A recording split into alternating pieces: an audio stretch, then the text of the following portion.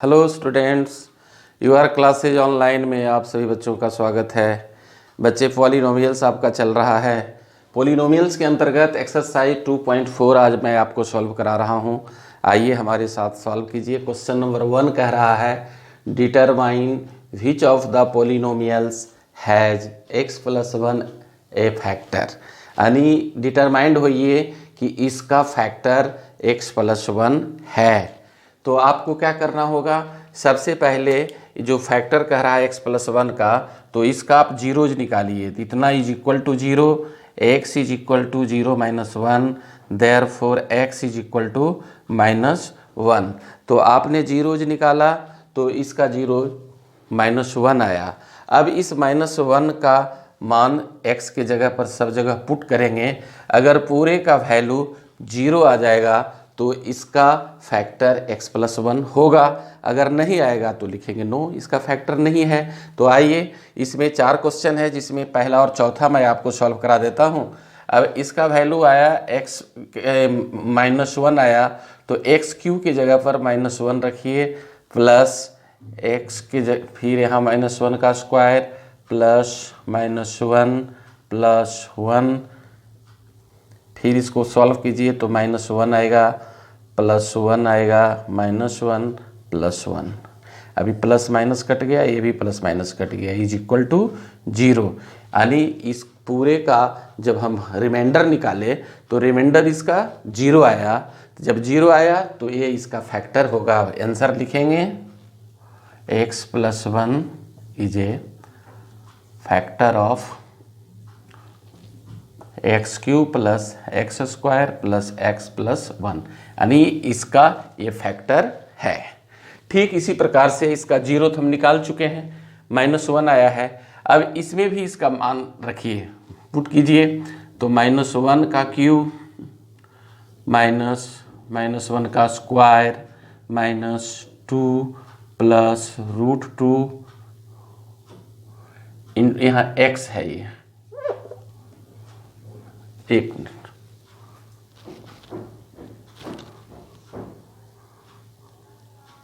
x plus √2 है।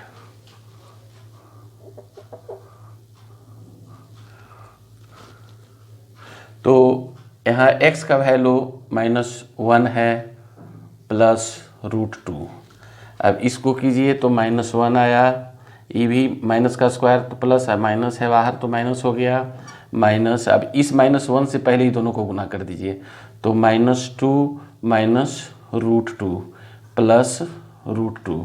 अब इस ब्रैकेट को ख़त्म कीजिए, ये दोनों माइनस है तो -2 हो गया, माइनस माइनस +2, फिर यहाँ plus minus minus minus plus √2 और प्लस √2। ठीक है। अब a -2 + 2 कैंसिल हो गया। अब ये दोनों √2 है, प्लस है, तो इसको लिखेंगे जोड़ने पर 2√2 आया। तो इस तरह से आपने देखा कि इसका रिमाइंडर आपको 2 + √2 आया, यानी 0 नहीं आया, यानी इसका फैक्टर x+1 नहीं होगा। तो इसका आंसर हो गया नो, यानी x+1 is not a factor of this. ठीक है। तो अब अगला प्रश्न देखिए। क्वेश्चन नंबर 2 कह रहा है use the factor theorem to determine whether gx is a factor of px। अभी इसमें वही क्वेश्चन है जो पहले आपने सॉल्व किया, क्वेश्चन वही है, लेकिन इसमें gx और px करके दिया है। यानी दो पॉलिनोमियल है, एक पॉलिनोमियल ये है और ये है। कह रहा है कि a जो है इसका फैक्टर होगा, तो फिर वही क्रिया होगा। gx आपका दिया हुआ है x+1 इज इक्वल टू 0 मानिए, तो x इज इक्वल टू -1 आया। अब x का वैल्यू जो है इसमें पुट कीजिए, 2x³ प्लस x² -2x -1, तो 2 × -1 का क्यूब प्लस -1 का स्क्वायर -2 × -1 इसको सॉल्व कीजिए, 2 × -1 प्लस 1 प्लस 2 -1।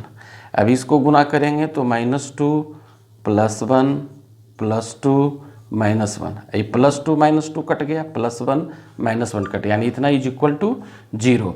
यानी ये आपका जो px जो निकला उसका जो रिमाइंडर निकला वो 0 निकला। तो इसका मतलब है कि gx is a factor of px। जी आंसर आपका हो गया gx is a factor of px।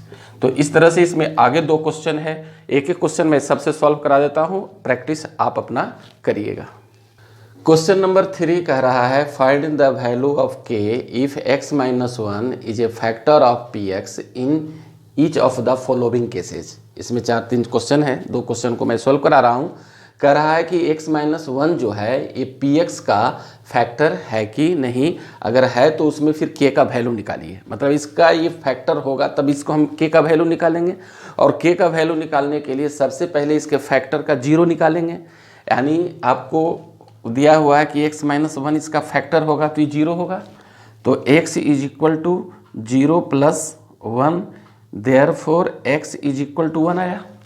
अब x का वैल्यू यहाँ 1 आया, और ये पूरे ये x माइनस 1 इसका फैक्टर तभी होगा जब ये पूरा का रिमाइंडर 0 होगा। तो हम लिख सकते हैं, इतना इक्वेशन बना सकते हैं इसका। हमारा यहाँ 1 आ गया, इसका 0, तो x square plus x plus के इज इक्वल टू 0 लिख सकते हैं। ठीक है, अब x का वैल्यू 1 आया है तो आप यहाँ x का वैल्यू इसमें पुट कर दीजिए, 1 प्लस के इज इक्वल टू 0। तो 1 प्लस 1 प्लस के इज इक्वल टू 0, ये दोनों जुट जाएगा तो हो गया 2 प्लस के इज इक्वल टू 0। अभी उधर जाएगा तो और लिखिए तो ज़्यादा अच्छा है, और therefore k is equal to 0 minus 2 is equal to minus 2, यानी k का वैल्यू माइनस 2 आपका निकला जब x माइनस 1 इसका फैक्टर होगा तब। ठीक उसी प्रकार से यहाँ भी हमने इसका 0 निकाल लिया है, प्लस 1, फिर इसमें आप वैल्यू रखिए, इतना इज इक्वल टू आप 0 लिख सकते हैं, x square plus k x plus root 2 is equal to 0, और 2 इंटू एक्स का value 1 plus k into 1 plus root 2 is equal to 0, और 2 into 1 plus k plus root 2 is equal to 0, 2 plus k plus root 2 is equal to 0।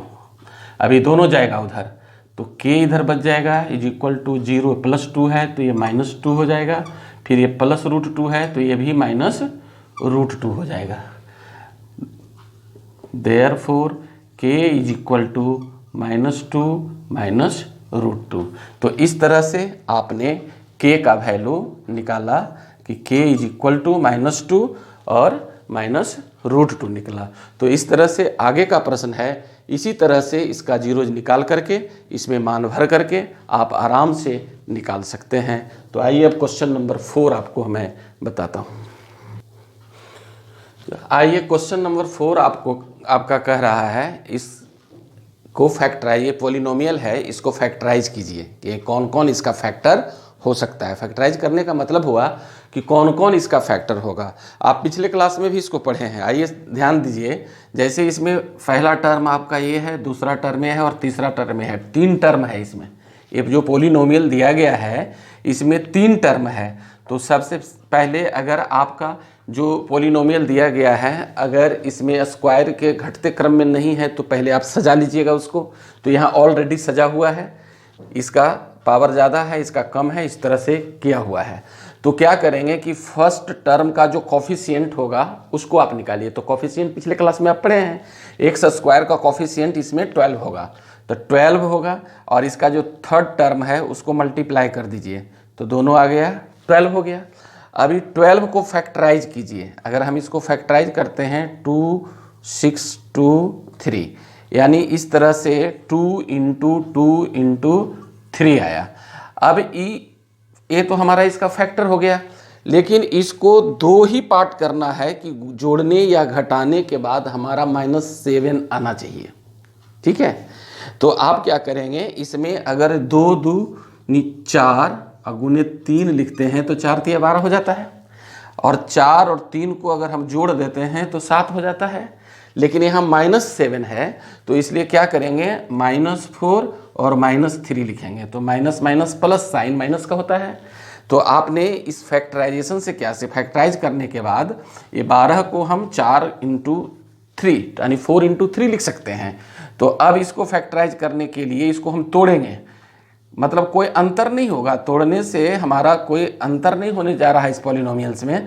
तो इस -7x को -4x और -3x लिख सकते हैं, क्योंकि ये दोनों को अगर जोड़ देंगे तो फिर यही आ जाएगा। तो हम इसको विस्तार में ऐसा लिख सकते हैं, तो कोई अंतर हमारा नहीं हुआ। ठीक है, अब ये 2 टर्म हो गया इधर और 2 टर्म इधर हुआ। अब ये दोनों टर्म देखिए कि कौन ऐसा चीज़ है जो दोनों में कॉमन है। तो अब देखिए यहाँ 4 है, यहाँ 12 है, तो 4 से 4 भी कट रहा है और 12 भी कट रहा है, यानी 12 4 जो है जो दोनों का फैक्टर है। और साथ ही साथ यहाँ x² है और यहाँ x है, तो एक x दोनों में शामिल है। तब दोनों में जो कॉमन है उसको बाहर निकाल लीजिए। तो 4 से ये कट रहा है और x भी दोनों में कॉमन है, तो 4x को हम बाहर निकाल लिए। और 4x से इसको डिवाइड अगर करेंगे तो हमारा बचेगा 3x। अभी दोनों को गुना कर देंगे, मतलब वही चीज़ है, बस हम विस्तार करते चले जा रहे हैं। तो ये दोनों को अगर गुना करेंगे तो 12x² आ जाएगा। फिर इसमें से 4x निकल गया है तो -1 लिखेंगे, 1 से अगर इसको गुना करेंगे तो यही रह जाएगा, कोई दिक्कत नहीं। आइए अब इसमें देखिए दोनों में कॉमन क्या है। तो इसमें 3 है, इसमें 1 है, इसमें x है, इसमें x नहीं है, तो 1 तो सबका फैक्टर होता है। तो -1 है, माइनस यहाँ है, तो यहाँ लिखिए -1, यानी इसका भी दोनों का कॉमन -1 है। तो -1 इससे निकल गया, तो ये +3x बचेगा, चूँकि प्लस माइनस माइनस हो जाएगा। फिर यहाँ प्लस है, तो यहाँ अगर -1 लिखेंगे तब माइनस माइनस +1 होगा। मतलब यहाँ भी साइन आपको ध्यान देना होगा, साइन का ही इसमें महत्व है कि ये दोनों को गुना करने के बाद हमारा इतना हो जाना चाहिए। तो माइनस को माइनस से गुना करते हैं तो प्लस साइन होता है, तो प्लस है तो यहाँ हम चेंज करके लिखे, बस यही किया है और कुछ नहीं किया है मैंने। अब यहाँ देखिए ये दोनों में 3x - 1 3x - 1 ये दोनों में कॉमन है। तो फिर हम क्या कर सकते हैं, जो दोनों में कॉमन है उसको एक बार लिख सकते हैं। तो 3x - 1 एक कॉमन निकल गया, तो ये भी निकल गया और ये भी निकल गया, तो बचा क्या, दूसरे ब्रैकेट में लिखिए 4x - 1। यही इसको फैक्टराइज किए तो यही हमारा आंसर हुआ, और ये दोनों को गुना कर देंगे तो फिर यही आपका आ जाएगा। तो यही आपका आंसर हुआ। क्लियर है, हमारी समस्या आप समझ गए होंगे। अब आइए क्वेश्चन नंबर दूसरा भी है यहाँ। अब इसका कॉफिशिएंट 2 है, यहाँ भी 3 टर्म्स है और इसका ये 3 है। अभी 3 और 2 को गुना करेंगे तो 2 × 3 3 दूनी 6 होता है। अब इसको हम अभी हो गया हमारा 6। अब 6 को हम फैक्टराइज इस तरह से करें कि जोड़ने या घटाने के बाद हमारा बीच वाला नंबर आ जाए। तो यहाँ हमारा आना है 7, तो 7 कब होगा, 6 में 1 जोड़ेंगे तो 7 हो जाएगा। अगर 3 और 2 करते हैं तो 5 हो जाता है, घटाते हैं तक -1 होगा, या फिर जो भी करेंगे तो चेंज होगा, मतलब 7 नहीं आ रहा है। तो इसको अगर 6 × 1 अगर हम लिखते हैं और 6 और 1 7 को अगर जोड़ते हैं तो 7 हो जाता है, 6 में 1 जोड़ते हैं तो 7 हो जाता है। तो हम इसको लिख सकते हैं 2x² + 6x और +x, 6x 7x हो गया। तो हम ये ऐसा इसको लिख सकते हैं। तो हमने इसको लिखा है और +3, कोई दिक्कत। अब देखिए ये दोनों में कॉमन क्या है, तो 2 इसमें है, 2 से 6 भी कट रहा है, इसका फैक्टर है, x इसमें भी है और इसमें भी है।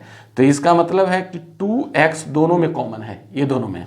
तो 2x निकल गया तो 1x इसमें बच गया, प्लस 2 से इसको अगर भाग देंगे तो 2 × 6 और x कैंसिल हो गया, तो x + 3 बचा। अब ये दोनों में कॉमन क्या है, तो कुछ नहीं है, तो 1 है तो +1 लिखिए। 1 अगर निकलेगा तो कोई अंतर नहीं होगा, x + 3 दोनों में हो गया। अब x + 3 दोनों में कॉमन है, तो x + 3 को कॉमन निकालिए, दूसरा बच गया 2x + 1। तो इस तरह से इसको फैक्टराइज करने के बाद हमारा ये रिजल्ट आया, और ये दोनों को फिर मल्टीप्लाई कर देंगे तो यही हमारा आएगा। तो इस तरह से फैक्टराइज इसी तरह से बनाया जाता है। आप लगातार प्रैक्टिस कीजिए। अगला प्रश्न ये है।